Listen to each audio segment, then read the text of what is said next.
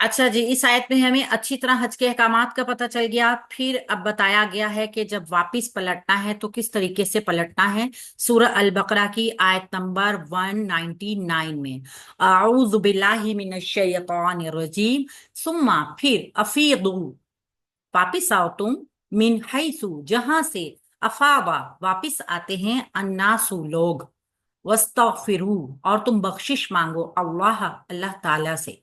फिर तुम वहीं से वापिस आओ जहां से लोग वापिस आते हैं, और अल्लाह ताला से बख्शिश मांगो।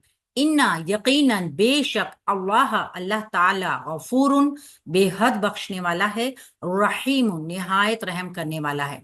बेशक अल्लाह ताला, यकीनन अल्लाह ताला बेहद बख्शने वाला है, निहायत रहम करने वाला है।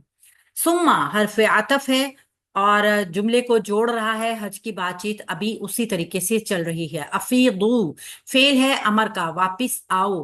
फेल अमर है, जमा मुजक्कर हाजिर है, और फा या बाद इसका रूट वर्ड है। मिन हरफे जार, हैसु मजरूर होके मुरक्कब जारी का पैटर्न बनाएगा। लेकिन हैसु को अगर हम देखें तो ये एक जर्फ भी है, जहां से, इसम जरफे मकान। और ये हैसु जो है ना, ये मुजाफ बनता है। हैसु के बारे में एक बात हमने और भी पहले पढ़ी है कि हैसु जिस मकाम का बता रहा होता है वो उस वक्त मौजूद नहीं होता, जुमले में आगे, यानी आगे पता चल जाता है कि किस चीज का बताया जा रहा है। हैसु के अंदर जो मकाम होता है मुबहम होता है, छुपा हुआ होता है। हैसु मबनी बर दम्मा होता है। हैसु के ऊपर हमेशा जो होता है वो पेश होता है, और ये मबनी होता है। ज़र्फ़े मकान है, मबनी है, और आगे जो जुमले की शक्ल में इसका मुज़ाफ़ अलैह बनेगा। और बाज़ औक़ात जुमले में होता है और बाज़ औक़ात हमें नजर नहीं भी आ रहा होता। अफादा वापिस आते हैं। अफादा फेल है माजी का, वाहिद है, मुज़क्कर है, गायब है। फा या द्वाद इसका भी रूट वर्ड है। अन्नासु लोग, फेल के बाद चूंकि मरफू इसम आ गया तो ये फेल के लिए फाइल बनेगा। हमने देखा है कि वाहिद मुजक्कर गायब और वाहिद मुन्नस गायब, इसका इन दो सीगों का जो फाइल है वो जुमले में मौजूद भी हो सकता है और इसके अंदर छुपा हुआ भी हो सकता है। दोनों तरीके से हो सकता है। इसका फेल अंदर और बाहर दोनों हो सकता है। तो अगर तो इसका ये आगे कोई मरफू इसम आएगा तो वो इसका फाइल है, अगर नहीं है तो इसके अंदर जो जमीर होगी फिर वो उसका फाइल होगी। वापिस आते हैं लोग, वाह, और जुमला अतफ कर रहा है इस्तगफिरू, तुम बख्शिश मांगो। हमजा सीन ता इजाफी हरफें, हमने देखा कि पहले भी गाइन फारा इसका रूट वर्ड है कि ये हमजा सीन ता जब किसी फेल के शुरू में आते हैं ना तो तलब करने का, मांगने का मफहूम आता है उस जुमले में। ये इजाफी वर्ड जब भी किसी फेल के शुरू में लगते हैं तो मायनों को थोड़ा सा बढ़ा देते हैं। गफरा भी बख्शिश को कहते हैं, और इस्तगफिरा बख्शिश तलब करने को, मांगने को कहेंगे। इस तरीके से गफरा बख्शिश, और इस्तगफरा जो हमजा सीन ता इसके साथ लगा है तो इसमें मफहूम थोड़ा सा बढ़ गया कि बख्शिश तलब करनी है, मांगनी है।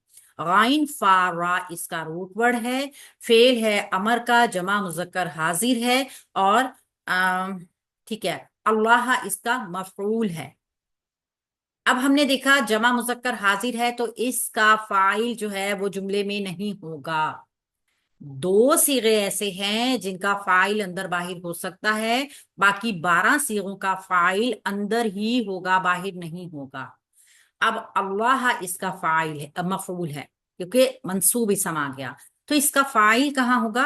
इसका फाइल ये वाउ जो जमा के लिए नजर आ रहा है ये है, और अंदर जो इसकी जमीर होगी ना, तुम की जमीर, वो इसका फाइल होगी। तुम बख्शिश मांगो, तुम जो होता है वो मरफू जमीर होती है ना, तो तुम इसका फाइल बनेगा। यहाँ पे नजर नहीं आ रहा, बस जहन में आपने रखना है। इंशाल्लाह ताला आगे जब हम इसको डिटेल में पढ़ेंगे तो आपको पता चल जाएगा कि फेल के अंदर से जमीर कैसे पहचाननी है। इन्ना यकीनन, इन्ना हरफ नासबा है, मुशब्बा है, बिलफेल है, अपने बाद आने वाले इसम को नसब देकर अपना इसम बना लेता है। अल्लाह इस्मु इन्ना, क्योंकि مرفوع اسم آیا فعل کے بعد تو یہ انا کا اسم ہو گیا. غفور غائن فا را روٹ ورڈ کے ساتھ مبالغے کا صیغہ ہے. اللہ رب العزت کا اسم جلالہ ہے. رحیم صفت مشبہ ہے. رحمیم نہایت رحم کرنے والا. تو یہ غفور اور رحیم یہ دونوں مرفوع ہو کر انا کے لیے خبر انا بنیں گے. انا کا اسم منصوب، انا کی خبر مرفوع. بس ذہن میں رکھنا ہے آپ نے. تو یہاں پہ بتایا گیا ہے کہ جب تم واپس آ جاؤ یعنی لوٹ کر واپس آؤ تو جہاں سے تمام لوگ واپس آتے ہیں وہیں سے آنا ہے. یعنی زمانے جاہلیت میں قریش مکہ جو تھے وہ عرفات تک نہیں جاتے تھے. ان کا کہنا یہ ہوتا تھا کہ ہماری خاص حیثیت ہے کیونکہ ہم یہاں کے متولی ہیں، یہ ہماری ملکیت ہے، ہم اس کے جو سنبھالنے والے ہیں، لہٰذا ہم مینا میں ہی مقیم رہیں گے. تو باہر سے آنے والے لوگ جو ہیں وہ عرفات تک جائیں گے، ہمارے لیے وہاں تک عرفات تک جانا ضروری نہیں ہے. اور پھر وہ وہاں سے طواف کے لیے واپس لوٹیں. یہ سارے مناسک ہمارے لیے نہیں ہیں.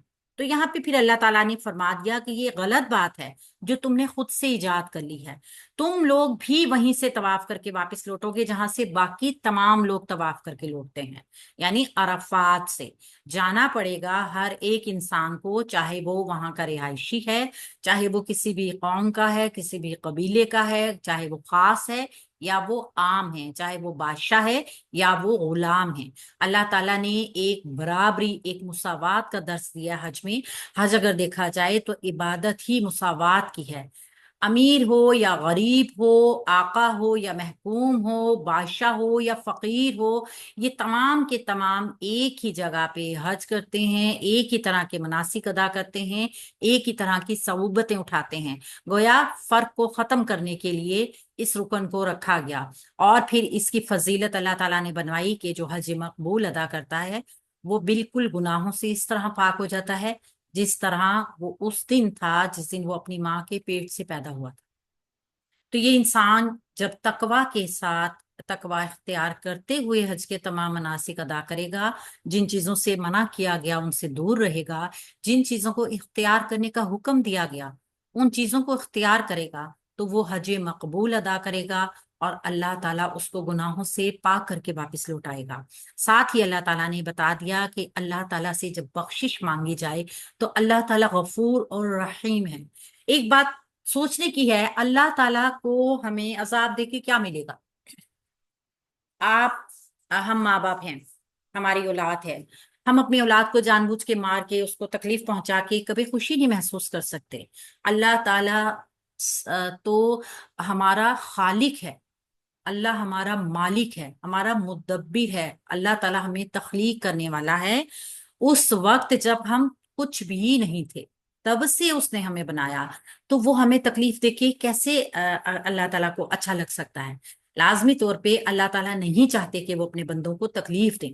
اسی لیے اللہ تعالیٰ بار بار حکم دیتے ہیں کہ اللہ سے بخشش مانگ لو، اللہ سے توبہ مانگ لو تاکہ اللہ تعالیٰ تمہیں معاف کر دے. ایک ماں بھی جب بچہ کوئی غلطی کرتا ہے نا تو وہ فوراً اس سے ایکسپیکٹ کرتی ہے کہ غلطی کرنے کے بعد سوری بول دیا جائے، تو ماں مطمئن ہو جاتی ہے. اللہ رب العزت کا بھی یہاں پہ آپ دیکھیے کہ اللہ بار بار بار اپنے بندے سے استغفار کرنے کے لیے حکم دیتا ہے. اللہ تعالیٰ بندے کو حکم دیتا ہے کہ استغفار کرو. اس کا مطلب ہے اللہ تعالیٰ بندے سے چاہتا ہے کہ وہ استغفار کرے اور اللہ اس کو معاف کر دے، کیونکہ اللہ کو کوئی فرق نہیں پڑتا. اللہ تعالیٰ چاہیں تو ہم تمام کی تمام کو جہنم میں بھر دیں اور ہم سے بھی بہتر کوئی نئی قوم لے آئیں، امت لے آئیں، کوئی تخلیق کر لیں. اللہ کو تو کوئی فرق نہیں پڑے گا. اللہ کی محبت ہے ہمارے ساتھ کہ اللہ ہمیں طریقہ بتاتے ہیں کہ آپ جب ہم اللہ تعالیٰ سے مغفرت طلب کریں گے تو اللہ ہمیں بخش دے گا. یہ بڑی ہوپ فل بھی ہوتی ہے نا، یہ بڑا اس سے سکون بھی محسوس ہوتا ہے کہ اللہ تعالیٰ ہماری توبہ کو قبول کرتے ہیں.